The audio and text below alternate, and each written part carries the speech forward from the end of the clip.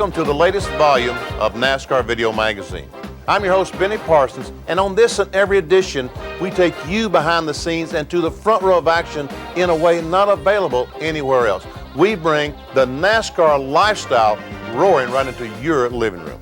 Now here's what we have in store. In a very special and very different kind of interview, Felix Sabates, owner of Kyle Petty's Mellow Yellow Pontiac, shares the secrets of his incredible success. We have a special feature on the racer's eyes in the sky, the spotters. In our tech report, crew chief Jeff Hammond gives us a tour of the pit box and how it's set up for that 18-second pit stop ballet. Our driver profile is Ricky Rudd of the Tide Chevrolet. He shares personal moments from the career that has led him to own his own team. But first, here's our cover story, an up-close look at what it's like to be a NASCAR rookie. I was a rookie in 1970. I've been racing Saturday nights and Sunday afternoons, 100-mile races, and reading about myself in the trade publications. Now, all of a sudden, I'm reading about myself in the dailies all over the South and racing 500 miles on Sunday afternoon. What a change.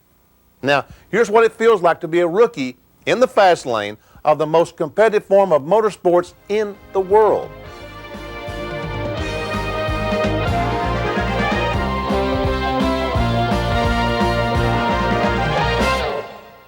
I guess it feels like getting shot at the OK Corral. When you go out for the first time and you're racing with a bunch of people that you don't know anything about, they don't know anything about you, and you're out there trying to figure out the racetrack and figure out the race car, I mean, you just want to sit there and go, ah! I mean, it's real frustrating, and it keeps you real busy. You don't feel like you fit in, first of all. You know, you just feel like you're kind of in awe when you first get here of what they're doing and just being a part of it.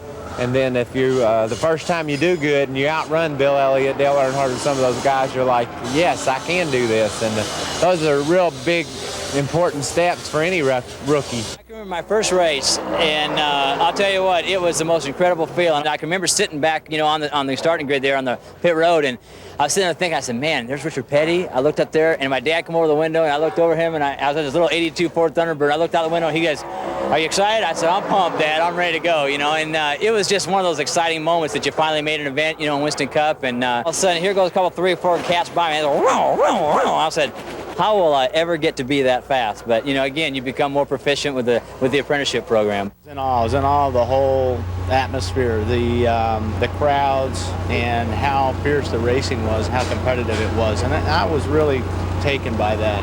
I was trying to learn as much as I can, and I can't say I had a whole lot of fun that race, but I knew by watching and being part of it that I wanted to do it real bad. And I said, man, I want to get as good as these other guys, and I want to be able to do that. My first race was at Charlotte Motor Speedway in 1985. It was the World 600, and Bill Elliott was running for $1 million. And I was living with Richard Petty, so I had to make sure I stayed out of there, you know, Elliott's way for the $1 million, Richard's way because I was living with him. I used to live with Kyle, so I had to give him plenty of room, and my brother Darrell was out there racing too, so plus I had no idea what I was doing because I'd never run anything more than 100 lapper, and here I was ready for 600 miles. I guess the first race I ran was in Columbia, South Carolina, and you know, I'd never been on the racetrack. I mean, I wasn't like most of these boys who've been running Saturday nights and all that stuff. I'd never raced in it. So it was quite an experience, to tell you the truth. You know, we finished the race, didn't hit nobody. Well, anyhow, we didn't get knocked out. I won't say I didn't hit nobody, but you know, after that, I said, this is what I want to do. I was, you know, of course, very intimidated by the competition. You know, these guys I've watched on TV, you know, gone to races and watched. You know, you're talking about guys that are in the ultimate of motorsports, the top in motorsports, NASCAR Winston Cup racing. And when you're out there for the first time against them, sure, you're intimidated. You know, you feel that, you know, do I belong here? Am I capable of racing with these guys? But then there's the competitive side of you inside that wants to go out there and beat them. First time, it doesn't matter what you're in, what kind of equipment you're in. You want to beat them. You want to beat somebody. That's the difference between a real racer and someone that's just doing it for the fun of it. The competitive drive inside. Even though you're a rookie, you go talk to Bobby Labonte or Jeff Gordon or Kenny Wallace. They want to win races. They don't just want to win Rookie of the Year. They want to win races. Well, Well, you know, I would say that there's times when you feel like you've got control of the car and everything's going well for you on the racetrack. You know, there's times that things are going on off the racetrack and on the racetrack. We'll talk about on the racetrack. You know, when it's just your day. I mean, you can't do any wrong. The car's handling great. You come in, your pit crew does a great pit stop. You get back out there. You're running with the front group, and you end up running up front at the end of the race. You know, that's when you don't feel like a rookie. It's happened to us, you know, 4 or 5 times this year when we finished in the top 5. Daytona is probably the best example. Never expected to be in that position to begin with, and it was just incredible, you know, to be out there in the Daytona 500, my first ever Daytona 500, running, you know, on Dale Earnhardt's bumper. I mean, there isn't a guy out there that I'd rather be behind, you know, learning from than Dale Earnhardt. And I mean, you know, 10 laps ago, here I am running second to Dale Earnhardt. I didn't want to finish second. I wanted to win the race. But there were so many thoughts going through my mind. I mean, looking up at the crowd, you know, and it's like all of a sudden here this race just stopped. You know, we're doing 190 miles an hour, but to me it's like it stopped, and here I am like, man, this is incredible. My first Daytona 500, and I'm running second to Dale Earnhardt. You know, the crowd's going wild. I mean, what's going to happen here? Am I going to win this thing? Am I going to, you know, what's going to happen? I really didn't know. I mean, we finished 5th, and I was just still felt ecstatic, felt like I won the race. The first year, you know, you're going out there saying that you're really going to run good and you want to, you know, you want to beat everybody because that's the rookie coming out in you. But really, in all rights, what you need to do is learn everything the first year, get inside, learn how to be nice to everybody. You know, by about the second year, you should be ready to run with them. You know, you go out there and you try to pass cars, but at the same time, you make sure that, well, you're cautious with it, you know, I mean, because you are a rookie, you do have a yellow stripe, so you want to make sure that you don't cause a problem with somebody else. I mean, you never want to do that anyway, whether you're a rookie or not. But at the same time, when you're a rookie, you go out there, you know, the way I approach it is you just take it one step at a time, one race at a time, one day at a time. You learn as much as you can each day, you know, make mental notes of it and go the next day or next race. They've got the best, probably the best group of rookies they've ever had come through this year. And after a race or two, then you say, hey, these cats look like veterans. The 1993 crop of rookies led by Jeff Gordon may have been good, but like all rookies, they share key experience in trying to make it in NASCAR Winston Cup racing, the intense psychological battle that takes place on the racetrack. Take it from me, the veteran drivers of NASCAR will exploit every edge and advantage they can. And if that makes life a little miserable for a rookie, so be it. The veterans are going to protect their turf, and they're going to find out what that rookie's got, and if he's got what it takes. There's a lot of times when a guy, I mean, he'll give you a little bump going down the straightaway, and just to test you out. You know, I think they're just testing you, and you know, I think they're testing because they want to find out, hey, can I race with this guy every weekend? I mean, I want to know what to expect with this guy. And I mean, they do a lot of things. They'll take air right off your spoiler, you know, try to get you loose without actually hitting you, you know, and they'll just run you for everything you've got. I mean, if you're going to pass them, you're going to have to take every inch of that racetrack, or at least 4 or 5 laps. If you're going to pass them, you're going to have to take 5 laps to get by them. And you know, it's little things like that, trying to intimidate you with, you know, getting up close in your mirror, running you real close, run you up close to the wall. It's a battle of wits and a battle of aggressiveness, and intimidation is the name of the game. And lots of times you have to go out there and do that to everyone, and it's just manipulation. I think most of the time he's able to come up behind you and you know, be in your mirror, then not be in your mirror, and then of course rub you a little bit, and you know, manipulate the air a little bit on you. There's a lot of things, a lot of variables that there's at their disposal that they can do to make you uncomfortable, and that's very intimidating. They don't test you, they just do what they're doing, and it's a test for us, but they're not trying to do anything any different than they do with anybody else. But you know, at the same time, we're going to school, or being a rookie, we're going to school, and you know, just a lot of times I've been out there and I said, you know, well, you know, I'm gonna learn a lot right here if I could just stay right here and watch this guy in front of me, and I'm in front of a veteran, but I'm going to learn a lot from him just being in front of him. You want to earn people's respect. You want to get to where they feel comfortable running with you, because they know that when you go in this corner, you're going to run this line lap after lap, and if you don't, there's going to be a reason behind it. You're not going to do something real crazy. And that's very important to these guys because they all want to get to a certain comfort level with each other. They know that when they go out there, they can go down that corner, door handle to door handle, and this guy is going to hold it down to best his ability, not slide up into him, not cut across his nose. There's just so many things that respect is the one thing we're after, and that's what Kenny is more important to him, I think, than anything else right at this point in the game, is to earn their respect to where they know that they can practice with him, they can race with him, and he's not going to do anything to jeopardize their car or their day's racing. I think the way you really get respect from the veterans is to be able to race with them. If you have a veteran behind you and you're sitting there and you're running and he can't pass you, first of all, you're in his way, but then all of a sudden the guy gets to run along with you and says, you know, I can't pass this guy. And you don't crash all day long, you don't do nothing stupid, you don't cut him off. You know, it don't take one race, it takes like all year long to get the respect, because what you can do is you can race that guy and he'll think you did a pretty good job, but you get in a wreck with another driver and one driver say, oh, he's a rookie, and then the other guy that you ran good with, he'll agree with him because they're veterans. So, you know, it's kind of like the teachers ganging up on the students in school. But, you know, it's a deal where if you run with the veterans long enough, you know, and you're good to them and you can race with them, they can pass you without you cutting them off or sticking them in the wall. That's how you get respect. Let's say I'm in a lead draft or something at Daytona, or maybe I'm not in the lead draft. I'm running along, and you know, I'm wanting somebody. Okay, I'm waving along. Come on, help me out here. And they come up to me and go, pull out and go right on by. You know, and you're like, well, they must saw that yellow tape on the rear bumper, and you know, everybody, especially the rookies, we want to earn our respect with those drivers. And the only way to do that is to get out there and run wheel to wheel with them at 180, 190 miles an hour. And it's kind of a tough way to do it sometimes. But if you're going to run with the big boys, you know, you got to be able to do that. A rookie has to go through a lot to stake out his turf on the track. But he doesn't get there on his own by any stretch of the imagination. His car owner, crew chief, and occasionally even fellow drivers all play a critical role in his hands-on, on-the-track education. And hey, it's the school of hard knocks out there, from bruised bones to bruised egos. Well, I think the best thing about having a rookie driver is their enthusiasm. You know, everything is peachy, everything is lovely. It doesn't work that way. The worst thing about having a rookie driver is after the race, they come down. You know, they expect to go and win every race, and realistically, the chances are not very good.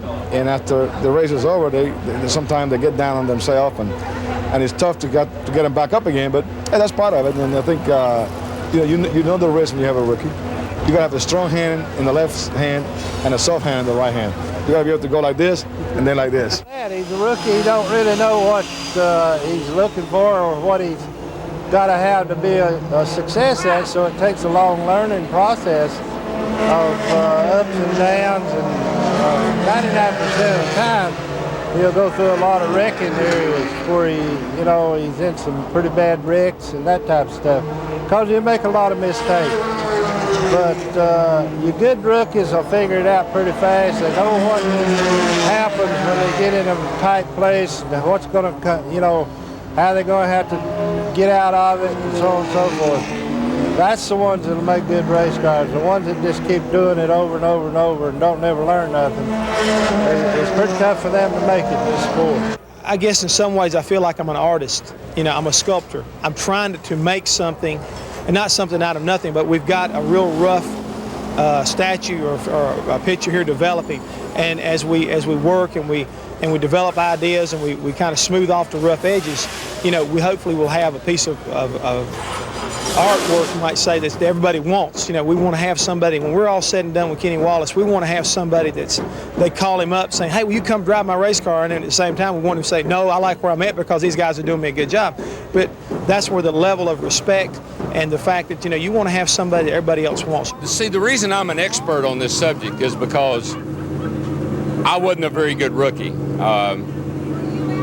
I assumed that I was much, much smarter than all the older drivers were, and that the way they did things was not the way that I was going to do things. That I was going to show those guys that they were too old to be racing with a young buck like me. And so I really made a lot of mistakes. And the beautiful thing about making mistakes when you're a rookie is you got an old, wiry, half gray-headed veteran that'll come over and straighten you out right quick. For many drivers, their rookie season is a defining moment of their careers. And sometimes winning Rookie of the Year becomes a legacy of unfulfilled expectations. But for others, the rookie title is like an announcement to the rest of the competitors that I've arrived and I'm staying. Cale Yarborough showed his toughness and tenacity right from the start and went on to notch 83 career victories. Darrell Walter was brash, bold, and successful, and that's been his calling card ever since. Dale Earnhardt arrived going full tilt, taking no prisoners. He hasn't softened or lifted since. In 1993, Bobby Labonte and Kenny Wallace both made their presence felt, but for the long haul, the jury is still out. But the Rookie of the Year season of Jeff Gordon in the DuPont Chevrolet has left people talking about the arrival of another possible legend, another great one. Well, if he's one, say like Jeff Gordon,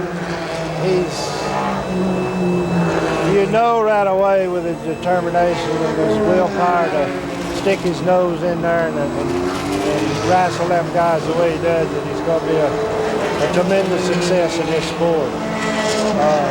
How he handles the success means a lot. If he don't let it get to his head and he keeps the drive in that he's got right now, he's going to be one of the top guys in this sport for a long, long time. Not very often does a rookie get up there and race with the veterans. Most of the time he follows.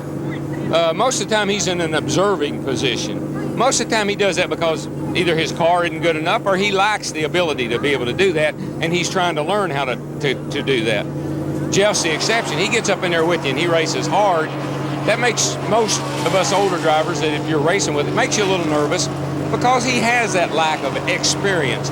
Certainly not lack of ability, but lack of experience. I just don't like to lose. It doesn't matter what I'm doing, I like to win, and until I get to the top, I'm just going to keep on trying. I don't ever give up. And I think the biggest thing that's really helped me along is being with really good people along the way. I've been with especially my mom and my stepfather. I mean, they've taught me a lot of things in life that you just can't get from anybody. And that's helped me tremendously, helped me make sure that I've been in good cars and good equipment and been with great people. But I think the biggest thing of all, I mean, it doesn't matter whether I'm playing a video game at the arcade or what it is. I do it to win. It doesn't matter if it's for money or no money. I do it just because I love it and because I want to win. And that will to win that Jeff Gordon has, I think that's necessary to be a champion, but I think maybe Jeff Gordon has more than that. I think he has what it takes to be a legend in our sport. Now we have a very different sort of interview. Now, as a race fan, you've probably heard the story about how Felix Sabates arrived in this country from Cuba with $5 and a box of cigars. And you know that today, along with owning the race teams of Kyle Petty and Kenny Wallace, Felix oversees a multi-million-dollar empire that includes selling unit and electronics, compact computers, and a successful business of selling and enjoying luxury yachts. He is the American dream personified. We were lucky enough to talk to Felix not just about racing, but about his philosophies, the principles that have guided him throughout his life. It's fascinating stuff. Here's the world according to Felix.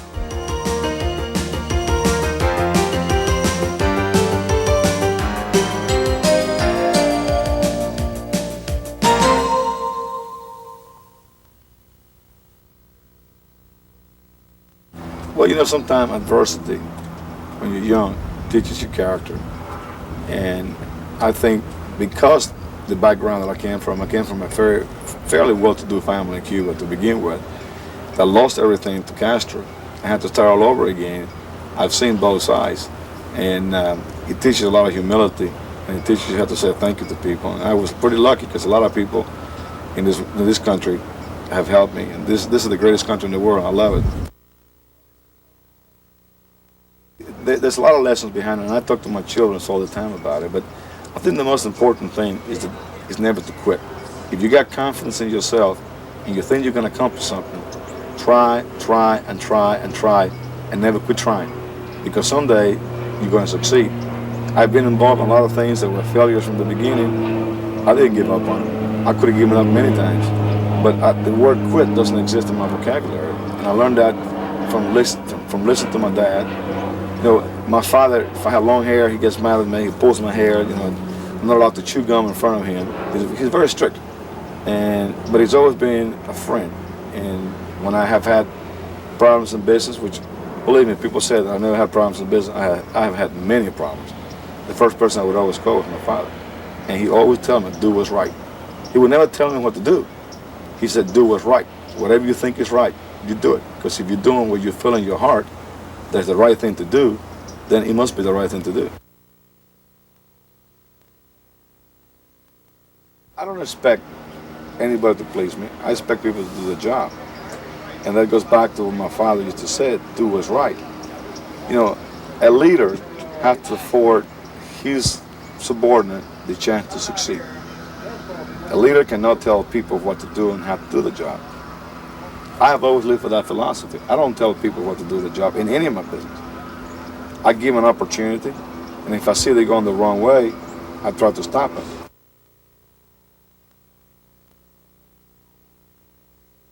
When you're involved with Winston Cup racing, which is the biggest form of racing in the world, forget Formula One. They're going to go in the toilet in a few years. They can't keep going the way they're going. You know, IndyCar racing is fun, but they run a limited schedule, and they don't have the competition that we have in the Winston Cup variety. See, a competitive person, you know, to me, if I go out there and our car finishes in the top 2 or 3 or 4 or 5, I'm just as happy as we won the race. Because when you finish in the top 5, you have beaten 35 other great drivers. We don't have flunky drivers in Winston Cup. You know, we don't have weekend warriors in Winston Cup. We got guys that pour their whole life and soul into it. So when you beat anybody, I don't care if it's Dale Earnhardt that you beat or if you beat a rookie, you beat somebody. So no matter what, unless you finish dead last, then you didn't beat anybody. But I've never lived the racetrack mad because we finished 20th or 25th. You know, if I live disappointed. And what brings me back next week, I want to finish 2 spots higher up. I have no rules when it comes to business. I shoot from the hip. And sometimes it's the right move, sometimes I don't sit. One thing I have never done in my life is lose 1 hour of sleep. When I get to bed, I close my eyes. I don't care how bad the crisis is. It's still going to be there when I wake up. There's no reason for me to stay up awake thinking about it. So I really don't. I have never stay up at night worrying about anything. And believe me, I've had some major, major crises in my life with the business. I'm not very smart. It comes from the gut. I don't think about things too much. I do it, and after I do it, then I live the consequences. Some have been good, and some have been horrible. See, you talk about Felix Sabates, the successful businessman. And there's another side of me. Is the Felix Sabates, the failure in a lot of business. Because for every success story that I can give you about any of my businesses, I can give you 2 failures.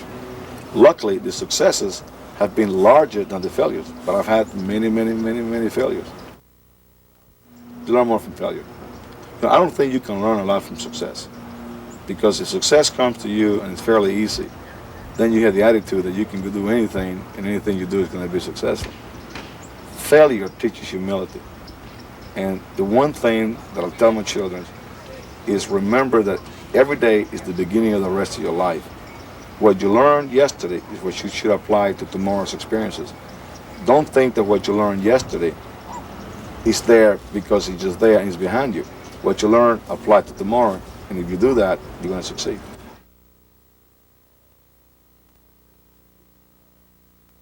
There's 3 things that I learned and I learned this when I was a young man. One of them is, even if you're sitting on the right track, you will get run over if you just sit there. That's rule number 1. Rule number 2, when you're green, you're growing. When you're ripe, you're dead. And rule number 3 is, rolling a stone gathers no moss. And I think about those 3 things, and if you think about it for a long time, each one of them has a special, separate meaning, but at the end, they all mean the same. Do what's right.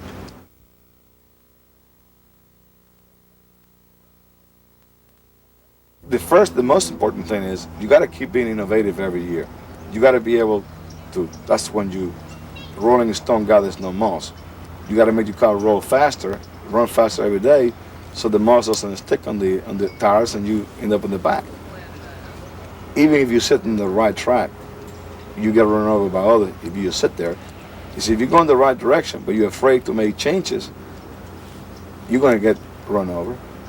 And when you green, you take a green banana, and it gets ripe, it gets ripe.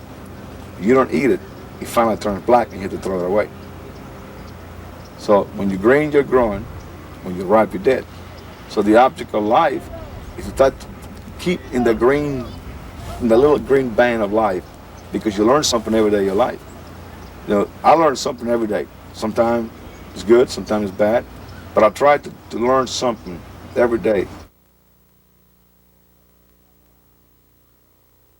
I have a very strong faith and belief in God, and I think that sometimes He takes care of the innocent and the dumb, and I figure He's taking care of me. What is the Felix Sabates legacy? And I think I would want in my tombstone to say he did it where he thought it was right. And I think that's what my legacy wants to be.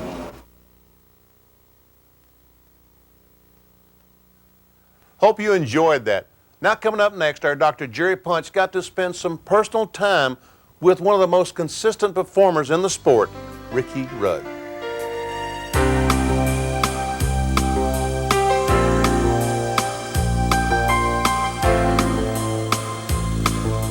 Let me just hit a couple highlights. The first win, 83, was at Riverside, California, a road course. 84, probably one of the most horrendous somersaults and tumbles that I've ever seen at Daytona, and there have been quite a few at Daytona in recent years, but Bud Moore's Ford, it looked like someone had just punted that car in the air. It was spiraling in the air and somersaulting. As long ago as that was, that's something probably is still etched somewhere in your mind. Well, I remember it. You know, I know that it used to make all the highlight films, but I'm a little disappointed now. They took Richard Petty has got a better wreck than I had now. He's making all the highlight films, but not the way you like to be remembered as far as that particular season. But 84 was a big opportunity for me to be able to drive for Bud Moore Engineering out of Spartanburg. And Bud's always had a history of very good cars, especially on the big tracks. The Busch Clash that year, which is the preliminary to the Daytona 500, was the season starts there, and we were running third and had a driver that tapped me in the back bumper coming off the fourth corner. And at that time, that's about the time all these reverse flips were taking place back before the speeds were reduced. It was a 200-mile-an-hour ride, and end over end, every which way you could think about flipping, it happened.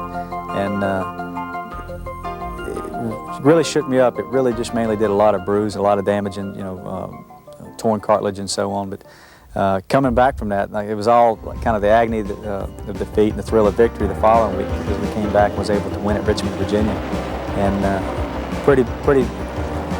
remember that experience well, because I couldn't see after the wreck. It swelled my eyes shut, and the only way I could see was to use duct tape to hold my eyes open for the next couple of weeks. So coming back to win at Richmond was, like I say, that was a thrill of victory after coming back from the agony of defeat just the week before. One of the first people to come to you, to see you in the garage area, usually is Linda. If there's been an accident that you've been swept up in, or there's been a problem, she's an active member of that race day operation. Well, she really is. She's up there visible, I guess, at every race, and she enjoys what she does on race day is helps the guys to calculate their fuel mileage, keeps track of the race, almost like a kind of a clerk would do, or a court stenographer, basically. She's taking notes throughout the race. Keeps lap times not only on myself, or say if I'm running wherever, 5th, 6th, or maybe even 2nd or 3rd, she's not only clocking my car per lap, she's also clocking the leader's car. And what she does is uses these notes, and a lot of time they'll go back, the crew will look at these notes and look at whether or not it was beneficial to schedule a pit stop early or late, because they'll look at the fall off. If he's put on 4 tires early, maybe you can take advantage of that for an extra 15 laps. So basically they use her notes to use during the race to help them make their race day decisions. And I think it keeps her pretty busy, keeps her mind occupied sometimes on some of these intense races. We talked about the pride that you have in your efforts at a racetrack, but we spent time with the individuals in the Tide team. We went from Gary Dehart to the people fabricating, to painting, to building the race cars, the engine room, and it's amazing to me that these guys spend hours building, 2 and 3 hours building a small little piece of molding that goes on the front of the car for a road course, knowing that probably someone may bend that during the day, but I mean, that has to make you feel good, but at the same time, it must put a little bit of pressure on you knowing all these guys are working hundreds of hours to get that car ready. Well, I think first of all, the dedication that it takes, the team effort, and I stress team effort that it takes to put together a winning effort. I don't know, I think you try to bring that in perspective, but I don't know if the public is really aware of the time and dedication these guys do. Like you just explained, they might spend hours upon hours making a part that I'm liable to go out and bend it up in the first lap of a race. And from my side of it, I can't really think about that. I have to take that car and use it the way I think it needs to be used to try to get that race won. And if that means bending that part up, I'm in a position where I don't think twice about it. But you would think that a guy that spent all that time making that special part, first thing I do is bend it up on lap one. They're going to have the attitude, well, heck with it. I'm not going to spend that time on that part anymore. Look what he did to it. But these guys don't do that. They don't give up. They know that if we can run that whole race and say those special brake ducts that they had made to help keep the brakes cool, like on a road course, if I can run and knock that and maybe even run half the race before maybe they get knocked off, then that's a chance that they'll take building them, because they know that you need that little extra effort to try to win with. But I think that's the key again, is teamwork. The driver, my role is only a small part of the whole team structure. And if that driver's doing his part, you definitely have to have the driver doing his part to be able to win races, win championships. But say the driver's not doing the job and the rest of the team is doing the job, well, it's not going to be successful. So, keeping that harmony, not only the driver, but the guys that's building the engines in the shop, the guy that sets that chassis up, the guy that builds the rear end gears and the transmissions. If you get all these guys, Dan Ford, Danny Marshburn, there's a whole host of names there that are the reason for Hendrick's success. But say the reason we're not winning 30 races a year, there's got to be a reason somewhere. And a lot of time we look hard at trying to fill those voids, and I don't have to look very hard. I've got guys like Gary Dehart that look over that whole operation, and they look at it with a microscope, and they're constantly trying to figure out where we're getting beat, or why we are not maybe as successful as we like to be. And each week there are minor changes made, not only in our team, but just about every Winston Cup team. But the confidence that I have to have in these guys, that makes my job easier, really. You were one of the first, I think Mark Martin may have been the first, but you were one of the first drivers to really get serious with the conditioning program. Well, the way I got involved in that really was kind of, everyone is doing everything they can. The crew's working as hard as they can to get you that little fraction of a second, maybe that 1/10 of a second a lap. It doesn't sound like much, but when we race today, the cars are so evenly paced that, 1/10 of a second per lap is probably the difference in running first and, say, 10th nowadays. I sort of blindly got into the working out program. I injured my leg. I tore the ligaments in my left knee back around 1989, and part of the therapy then was to ride a stationary bicycle to try to build the leg back up. The alternative was to have an operation and surgery, and I couldn't be out, so I chose to use the bicycle as the workout routine. And through that, was able to start seeing the benefits during the race that, hey, I feel a little fresher at the end of these races. I got a little more kick than I had before at the end of a 500-mile race. And then from that, it went into weightlifting. I got on a weightlifting program to build the upper body, my neck, and my shoulders. And it's just amazing now. I look back, and it's no longer an option anymore to say, hey, I don't think I want to work out today. You realize it real quick on a Sunday afternoon that after a long, grueling race, sure, I get tired and I get hot. But I recover so quick. It used to take me probably a Monday afternoon before I came around. Now Monday morning, a lot of times I'm at the gym or out running 2 or 3 miles on a Monday morning after a big physical race. So you don't have to tell me about the benefits. I don't even have to. It doesn't take much convincing. Even though some days maybe you had a real rough day, that's what, again, I rely on Linda. She's kind of boot me in the backside to get out of the house, go run or go to the gym. So we stir in working out along with personal appearances and fan mail and testing and 4 days at the racetrack. And, what do you do in your spare time? I mean, I know you had a day off a couple of years ago. What do you do to relax? Well, you pretty much have to find, part of the thing we do, we enjoy the lake. We come back to Lake Norman most of the time, and after a race, and the benefit of the airplanes that we no longer have the option of having, we have to have some type of air travel to get to and from the races for the schedule we've got. But when we get a chance, I love the lake. I just love to unwind. I don't hop on a boat, go boat riding, or just cruise around, sit on the sea-doos or the jet skis and just really can just about stay out here in your backyard. You've got your own vacation in your backyard. The only trouble with that is finding the time to enjoy it as much as you would like to. I have to be real careful because I get back home sometimes or get back to the lake and I start to enjoy it too much, and all of a sudden that next appearance or that next scheduled event we have, you start thinking, hey, it's pretty nice. I wish we could put that off a day. But the other side of it, it really does everything is such a hectic pace that we live, and it's kind of nice to be out in the middle of nowhere, which I feel like we are. We're just about out in the middle of nowhere, kind of out in a little wilderness here, and to be able to enjoy the water, and that's the big thing. Well, Ricky, enough of this chatting about the boats. It's such a beautiful day here at your place on Lake Norman. Let's why don't we just take a trip on one of that? Now, maybe not the 100-mile-per-hour dude. Let's get one of the maybe 50 at most. Okay, we'll get on one of the other Rudd Marina selections here, and we'll go out on the lake. We'll just get on the cruise boat and go get us Pepsi-Cola and just cruise around. Hey, that's great. That's great. Let's do that. All right. Ricky has left Hendrick Motorsports and has decided to try to take his career to a new level by owning his own team. Along with his wife, Linda, they make a determined team, and success in years to come is almost assured. Next year's a look at some unheralded heroes of NASCAR racing, the spotters. High above the racetrack, they are the driver's eyes throughout a race. It's a grueling, pressure-filled job, and it takes a special breed of man to handle it. Now, one note before we get started. Before his tragic death, we interviewed Davey Allison about his spotter and felt the best way to pay tribute to Davey was to include it. Here's a look at the driver's eyes in the sky.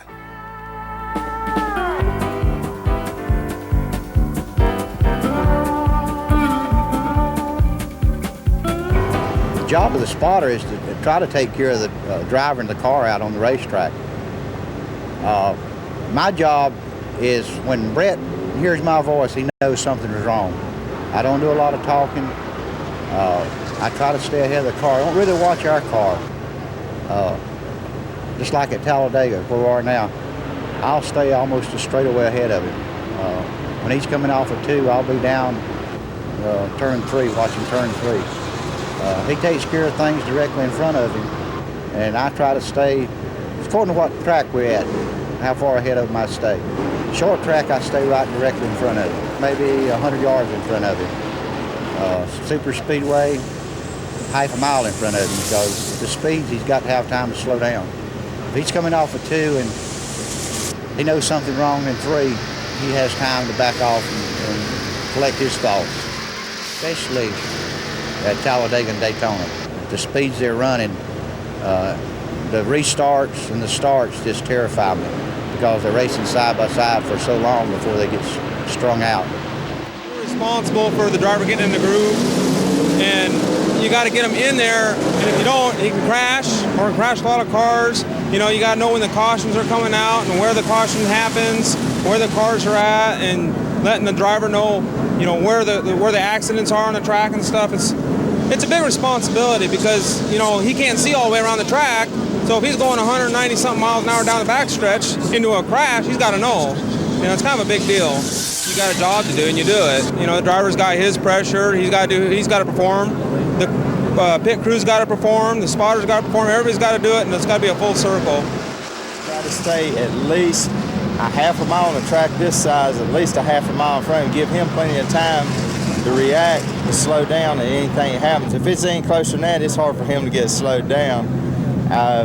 Just help him when he's racing somebody, stay clear. And for instance, toward the end of the race, on the last lap, if something happens on the last lap, I try to direct him because they'll race back to the flag, but I try to direct him with the clear path. And just work with other drivers, especially when they're drafting like they do here. Drivers work with each other, and the only communication they got is through us spotters. When he's racing somebody, just as he clears them, the only thing I say is clear. That's when he passes to the inside. If he's passed to the outside, he can see himself if he's clear. So I don't say anything to distract him, because every time he hears the radio key, he anticipates something's happening. Unless he is racing somebody, then he knows that he's waiting to hear that clear. Tell him if it's far enough ahead of him where he can't see it, like if he's on the front stretch and something happens in turn 2, I'll say, turn 2, go high, you know, if the car's uncleared higher, and then I'll tell him, caution, flag is out, and that way he knows to race back. And I'll usually tell him if it happens behind him, I'll wait till he's on a straightaway if it's behind him, and tell him, it's behind you, Davey, turn 1, clear back to the flag, so he knows it's safe to race all the way back to the flag. Man, I'll tell you what, the spotters, our spotter has saved us on numerous occasions from accidents that were happening or things, there was debris on the racetrack or another car up alongside me when I didn't know it was there, and giving us feedback all through the race. He's a vital part of our race team. Well, the spotter is probably as important as any tire changer on the car, because he can, get you to moves that's going to save the car, going to make you run better. You're driving totally by his racing. I'm not saying driving. You're racing another car totally to his directions. If a car's up on the outside quarter, if you got by a car, he'll say clear. You can pull back over, And he has to continuously watch you all day long, but he can help you more and pull you up more in positions on the track than your pit crew can under a good pit stop. So whenever I go to run an IROC car, they don't have radios, our spotters, and it's just a terrible feeling out there, not knowing when you can move over, or where somebody's at, or what you can do, and also in accidents, when a car's spinning you out of the smoke, he starts guiding me early.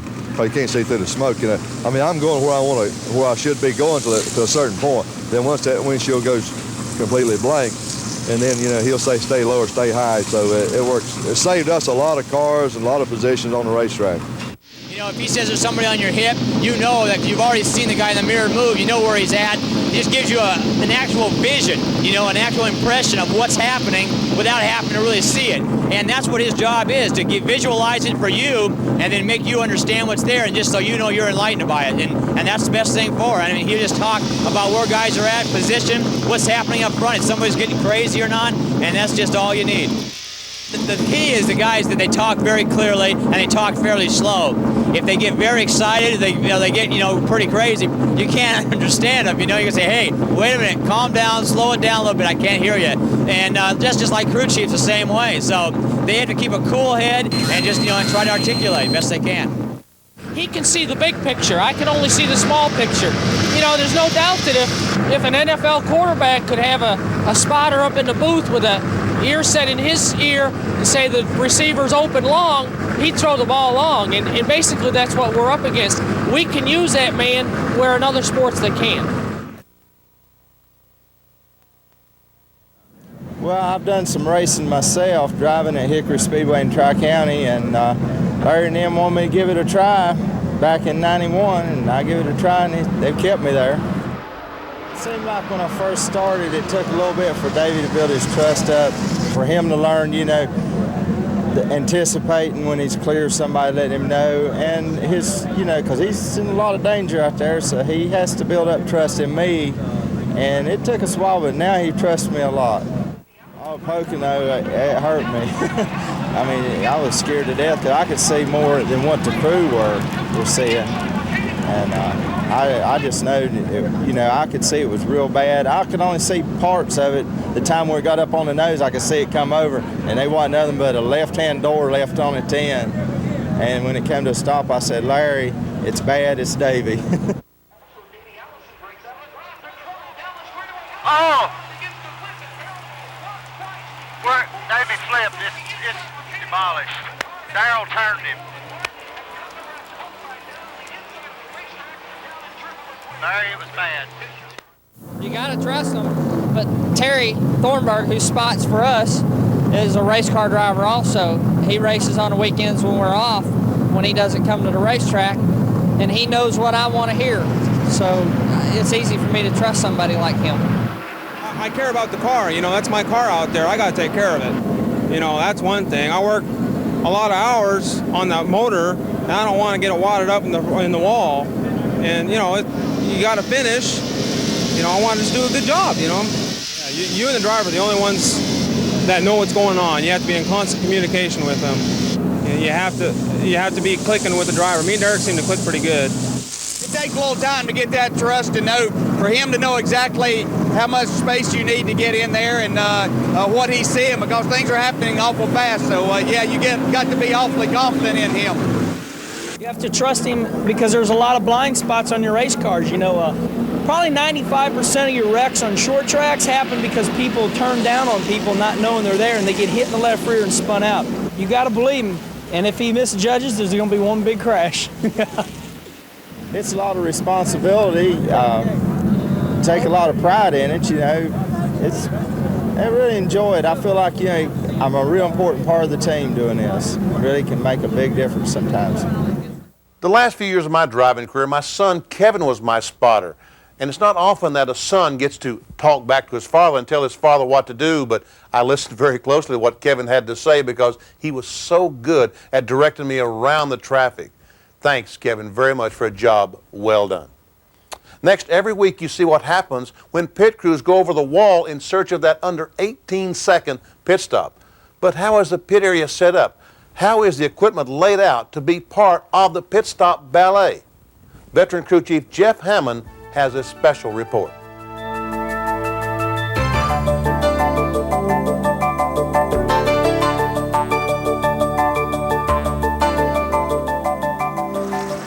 Nowadays, there's been more emphasis put on the pit crews than ever before. They've been very instrumental in winning races, setting new records as far as fast times in and out of the pits. But what a lot of people have always asked us, what happens? How do you get all this stuff set up to where it's ready to go on race day? You know, what kind of like supports these pit crews? You know, what does it take to make these 16, 17, 18-second pit stops we keep hearing about on TV and reading about in the newspaper? Well, first off, we've got to start. We're going to give you a little bit of a tour of what it takes to get a pit set up. You know, it's not just the guys. It has a lot to do with the material and the tools that are necessary to be able to make these stops. First and foremost, you've got to have one of these humongous wool wagons, they call it. This thing here is kind of like a parts trailer on wheels that the guys pull out here every Sunday morning, very bright and early, but a lot of times before race fans even get here, and they start setting up these pits. A lot of the teams, just like my team, we have two guys, Danny Shull and Ron McLeod, that's what they specialize in, is setting up pits.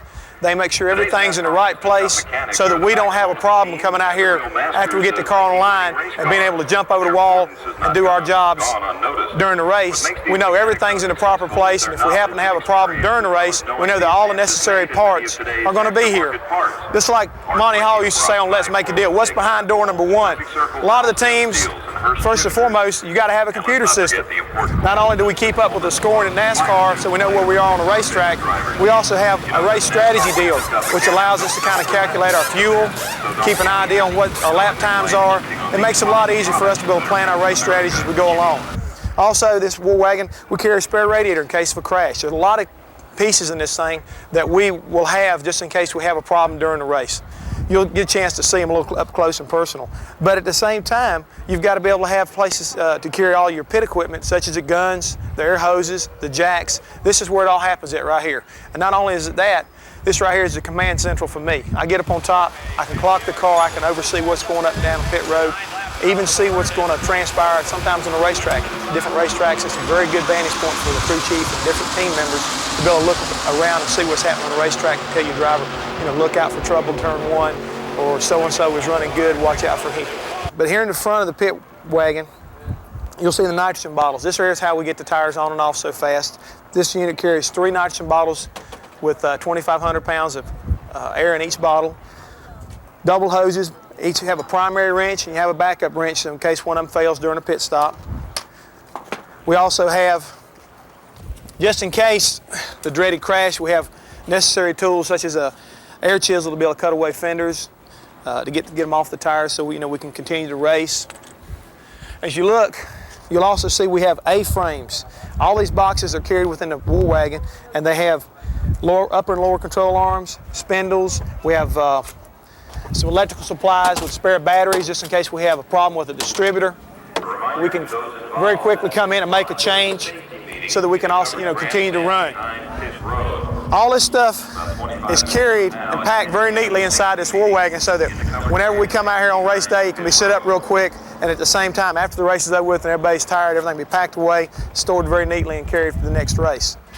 Also, we have a torch system. Richard Bosick and his fuel dump cans sit right here, all his stuff he needs as far as gas in the car is concerned. The overflow can. The one thing we don't have here, but a lot of the teams do carry, is a spare windshield. As you can see behind us, the Country Time car they use a glass windshield, and they still have theirs standing over behind the pit in case they happen to break a windshield. A lot of the teams this year have opted to go to the MR5000 Lexan windshields, and therefore by doing this, they've not broken nowhere near as many and necessary to carry a spare one as much as always. Back in the very back of our war wagon, especially for here, we're at Talladega at this point in time, we have a spare side glass that's carried for a lot of the racetracks. And you need this at Atlanta, Daytona, Talladega, Charlotte, places like that. We run side glasses. It's mandatory to have a spare one in the pits just in case you happen to have a wreck and lose it. In wrapping everything up, the best way I can kind of give you people at home how I feel about the way things are done here in this pit is Danny and Ron have got everything laid out in a proper place. It's kind of like I'm the conductor, and this is the orchestra. They've got everything in tune in the right place at the right time. In case anything goes wrong on Sunday, we're ready for it. Anything from missing the motor to beating the fender off a tire. We've got everything laid out in a proper place so that if the time does arrive, we are ready. Not only just for the 18-second pit stops, but for the unexpected. So on Sunday, pay attention to see what's happening, not only over the wall where the car is, but look behind the wall and see what's going on inside that area. See the guys that are backing up the guys that go over the wall, what they're doing, washing windshields, rolling tires, just paying attention to everything that's going on. There is just as much happening on the inside of this wall as there is on the outside. So in signing off, just pay attention on Sunday. You'll be surprised what goes on. Know what, folks? That about wraps up this edition of NASCAR Video Magazine. I hope you've enjoyed watching it as much as I enjoyed bringing it to you in your living room from my living room. Any comments or questions, please write me in care of the address you see on the screen. Hey, I'm counting on hearing from you. Yeah, you, drop me a line. Thanks for joining us, and see you on the next edition.